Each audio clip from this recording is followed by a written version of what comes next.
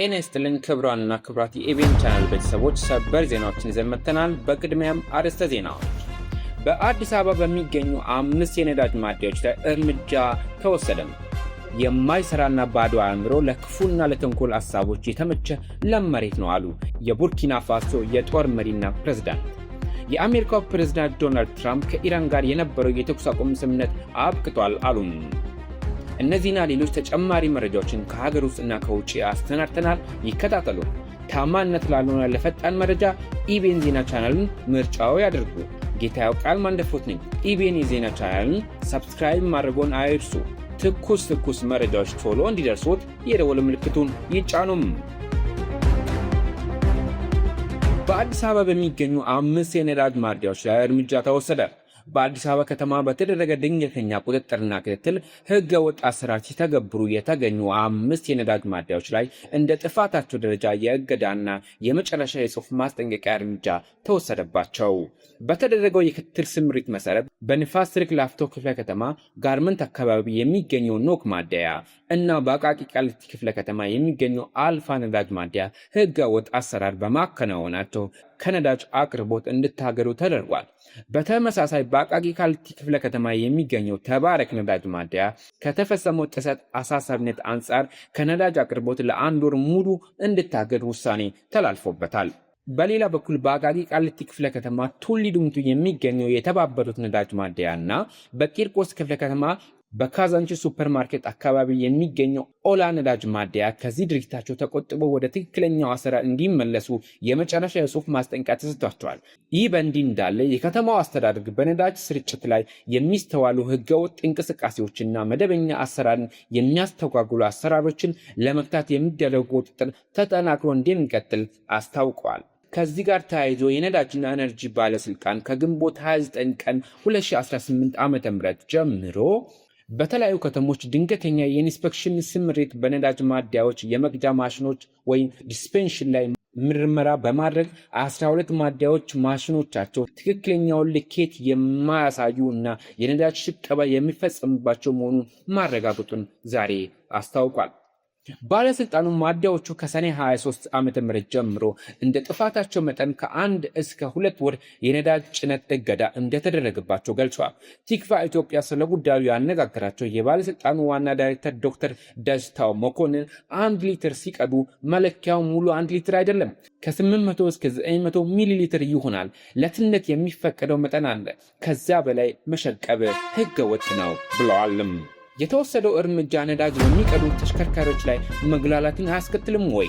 ከምን አንጻር ታስቦ የተወሰደ እርምጃ ነው ስል ቲክቫ ለባለስልጣኑ ባቀረበው ጥያቄ የባለስልጣኑ ዋና ዳይሬክተር ደስታ መኮንን እርምጃ መግላላት አይፈጥርም ሲሉ መልሰዋል። እርምጃ በተወሰደባቸው ማደያዎች ምክንያት ምንም አይነት ችግር አይፈጠርም። አክሎም ገና በአቅርቦት ላይ ችግር ይፈጠራል ተብሎ ህገ ወጦችን መደበቅ ተገቢ አይደለም ብለዋል። የማደያ ችግር አይደለም ያሉት ደስታ እርምጃ በተወሰደባቸው ማደያዎች አካባቢ ሌሎች ማደያዎች አሉ ስልም ተናግረዋል። ለምሳሌ አዲስ አበባ ላይ ወደ 130 የሚጠጉ ማደያዎች አሉ። 4 ወይም 5 ማደያዎች ላይ ነዳጅ እንዳያቀርቡ እርምጃ ስለተወሰደ አቅርቦቱ ላይ ችግር አይፈጥርም። ሌሎች አካባቢዎች ላይ ያለውም ተመሳሳይ ነው ሲሉ ለቲክቫ ኢትዮጵያ ተናግረዋል።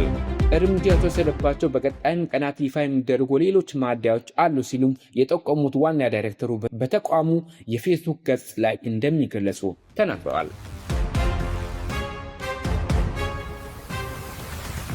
የማይሰራና ባዶ አእምሮ ለክፉና ለተንኮል ሐሳቦች የተመቸ ለም መሬት ነው አሉ የቡርኪና ፋሶ የጦር መሪና ፕሬዝዳንት።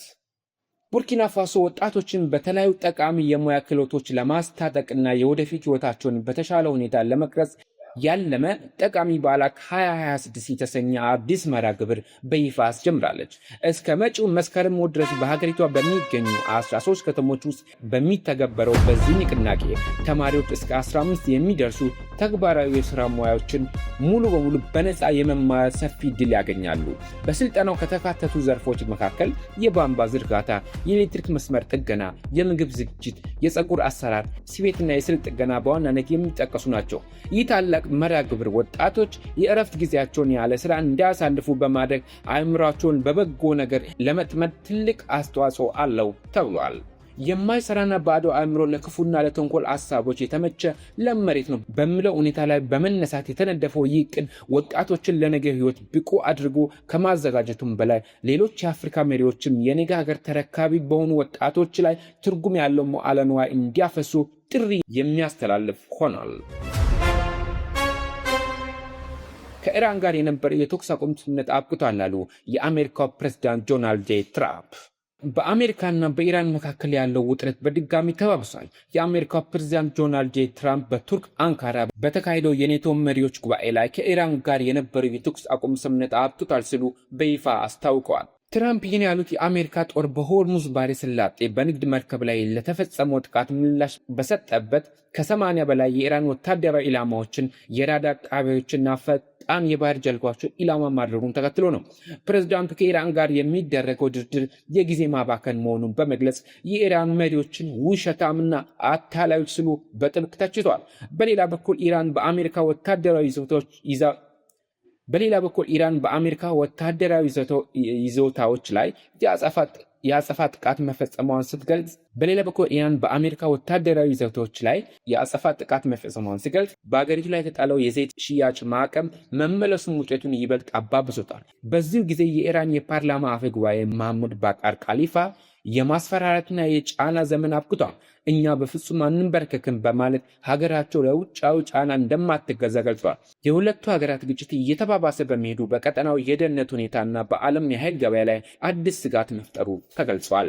የኢራን ጤና ሚኒስቴር እንዳስታወቁት የአሜሪካ ጦር ኃይሎች ባለፉት 2 ቀናት ውስጥ በሀገሪቱ 5 ግዛቶች ላይ ጥቃት የፈጸሙ ሲሆን በዚህም 78 ሌሎች ደግሞ ቆስለዋል። በሌላ በኩል ኢራን በባህሬን፣ ኩዌት እና ኳታር ላይ የሰው አልባ አውሮፕላኖች ወይም ድሮኖች ጥቃቶችን መፈጸሟን ገልጻለች። የኢራን ወታደራዊ ኃይል ከአንድ ሰዓት በፊት በባህረ ሰላጤው አካባቢ የሚገኘው የአሜሪካ የጦር ሰፈሮችና ስትራቴጂካዊ ማዕከላትም ኢላማ ያደረገው የድሮን ጥቃቶችን ማድረሱን አስታውቃል። ጥቃቶቹ በኩዌት የሚገኘው የፓትሪዮት ሚሳኤል መከላከያ ስርዓት፣ በካታር የሚገኘው የቅድመ ማስጠንቀቂያ ሳተላይት አንቴና ጣቢያ እንዲሁም በባህሬን የሚገኝ የአሜሪካ ጦር የነዳጅ ታንኮችን ኢላማ ያደረጉ ነበሩ። የኢራን ወታደራዊ ኃይል በጥቃቱ ላይ በብዛትና በአይነት የተለያዩ በርካታ ድሮኖችን ጥቅም ላይ ማዋሉን ገልጿል። እንደ ፎክስ ኒውስ ዘገባ ኢራን ዋሽንግተን ኦማን አቅራቢያ አዳዲስ የባህር መስመሮችን ለመፍጠር እያደረገች እንደሆነ፣ ይህም የተደረሰውን የመግባቢያ ስምምነት የሚጥስ እንደሆነ ትገልጻለች። ይህ እየተባለ ባለበት ሰዓት ኢራንም መርከቦች በዛ እንዳልፉ ባስጠነቀችበት ሰዓት ኦማን አቅራቢያ 3 መርከቦች ተመቱ። አሜሪካም ለተፈጸመው ጥቃት ምላሽ ለመስጠት ወሳኝ ስትራቴጂካዊ የሚባሉ የኢራን ወደብ ቦታዎችን ደብድባለች። ከዚህ ወታደራዊ እርምጃ ትንሽ ቀደም ብሎ የአሜሪካው ግምጃ ቤት ለኢራን ተሰጥቶ የነበረው ጊዜያዊ የነዳጅ ማቃለያ በይፋ የሰረዘ ሲሆን ይህን ቴህራን በህጋዊ መንገድ ነዳጅ ወደ ውጭ የመላክ አቅሟን ያግደዋል። ኢራን አሜሪካ የተደረሰውን ስምምነት ጥሳለች የሚል ክስ ቀረበችባት ነው። አሁን ላይ የተፈጠረው ሁኔታም ዓለም አቀፍ ነዳጅ ዋጋ እንዲጨምር አድርጓል። ከዚህ ጋር ተያይዞ የአሜሪካው ፕሬዝዳንት ዶናልድ ትራምፕ ዩክሬን ፓትሪዮት የአየር መቃወሚያ ሚሳኤሎችን የማምረት መብት ሊሰጣት እንደሆነ ተናገሩ። ሚሳኤሉ ዩክሬን የሩሲያን የባሊስቲክ ሚሳኤል ጥቃቶች ለመከላከል ሊረዳት ይችላል ተብሏል። ትራምፕ ረቡዕ ዕለት በአንካራ በተካሄደው የኔቶ ጉባኤ ላይ ዩክሬን ፓትሪዮት ሚሳኤሎችን እንድታመርት ፍቃድ እንሰጣታለን ሲሉ ለዩክሬን ፕሬዝዳንት ቮሎዲሚር ዜሌንስኪ ነግሯቸዋል።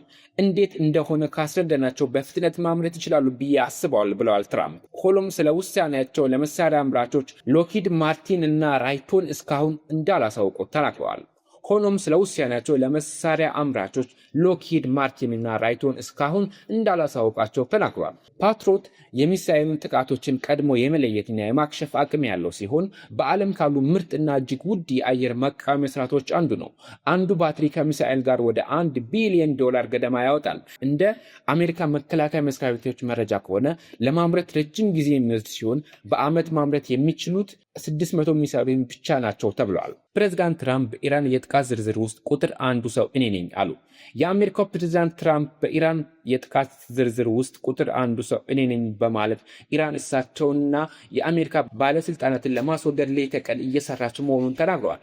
እስካሁን ድረስ ፈጣሪ እንደጠበቃቸውና ወደፊትም እንደሚጠብቃቸው ገልጸው ኢራን ግን ኢላማዋ እያደረገቻቸው እንደሆነ ገልጸዋል። በአንካራ ከጋዜጠኞች ጋር ቆይታ ያደረጉት ትራምፕ የኢራን መንግስት እሳቸውና የአሜሪካ ከፍተኛ ባለስልጣናትን ለመግደል የሚያደርገውን ሙከራ የሚወገዝ ነው ብለዋል።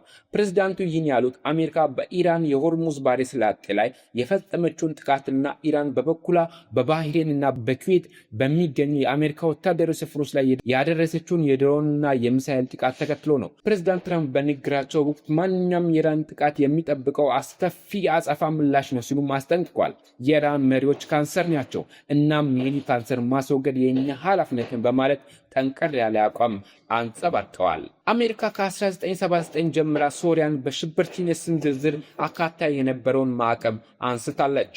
የአሜሪካው ፕሬዝዳንት ዶናልድ ትራምፕ ሀገራቸው ሶሪያ ሽብርተኛ ቡድኖችን ትደግፋለች በሚል ተጥሎባት የቆየው ማዕቀብ ማንሳቱን ተናግሯል። አሜሪካ ሶሪያን ሽብርተኝነትን ስፖንሰር የሚያደርግ መንግስት በሚል ዝርዝር ውስጥ አካቶ መቆየቱ የሚታወስ አሁን ሶሪያ ከዚህ ስም ዝርዝር ውጪ እንዳደረጓት ነው የገለጹት። ፕሬዝዳንት ትራምፕ በተርኪ አንካራ ከሶሪያ ፕሬዝዳንት አህመድ አልሻራ ጋር ተገናኝተው ከተወያዩ በኋላ ነው ይህን እርምጃ የወሰዱት ተብሏል። ትራምፕ በወቅቱ ሶሪያ በአልሻራ አመራር ስር የተረጋጋች እንደሆነችና ሀገሪቱ በእድገት ጎዳና ላይ እንዳለች ገልጸዋል። የአሜሪካ የውጭ ጉዳይ ሚኒስቴር ማርኮ ሩቢዮ የሰጡት መግለጫ ፕሬዝዳንት ትራምፕ ሶሪያ ከዝርዝር እንድትሰረዝ ለኮንግሬስ ማሳወቃቸውን አስታውቋል። አሜሪካ ሶሪያን ከዚህ ዝርዝር ማውጣቷ በሶሪያ ላይ የተጣሉ ዓለም አቀፍ የንግድና የኢንቨስትመንት ማዕቀቦች የሚነሱላት ይሆናል። በተጨማሪም ሀገሪቱን መልሶ በመገንባት ሂደት ላይ አሜሪካ የምታግዝ ይሆናል። ሶሪያ ከ1979 ዓ.ም ጀምሮ በአሜሪካ በሽብርተኝነት ስም ዝርዝር ውስጥ ትገኝ የነበረ ሲሆን ትራምፕ የወሰዱት እርምጃ ለሀገሪቷ ግንኙነት ማሻሻል ሚናው የጎላ ነው ሲሉ ሮይተርስ ገለጸ። ለሰዓቱ የያዝናቸው ዜናዎች ይህን ይመስሉ ነበረ። ከጥቂት ሰዓታት በኋላ በሌሎች መረጃዎች እስክንገናኝ መልካም ቆይታ ይሁንላችሁ። ሀሳብ አስተያየታችሁን እንዲሁም ጥቆማችሁን ኮሜንት ማስቀመጫ ላይ ያስቀምጡልን። ታማኝነት ላለውና ለፈጣን መረጃ ኢቢኤን ዜና ምርጫው ያድርጉ። አብራችሁ የቆዩት እኔ ጌታ ቃል ማንደፍሮት ነበር። ኢቢኤን የዜና ቻናልን ሰብስክራይብ ማድረግዎን አይርሱ። ቀጣይነት ላለው መረጃ የደወል ምልክቱን ይጫኑ።